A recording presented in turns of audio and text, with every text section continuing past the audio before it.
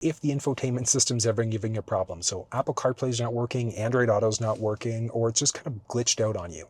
There are a few different options that you've got for reset. So under your settings here, if you go to General, you've got the flexibility to be able to reset.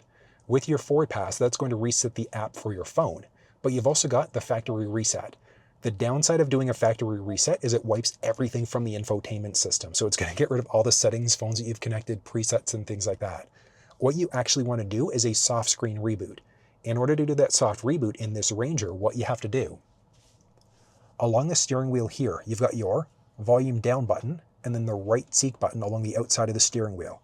You're just going to take those buttons and push and hold them at the same time. About 5 to 10 seconds or so.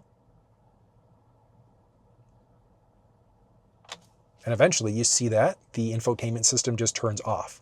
So what we've done is we've entered a soft reboot cycle. It's the exact same thing as if you were to restart on your phone. We're essentially just clearing the cache out. That should solve the majority of issues that you're facing.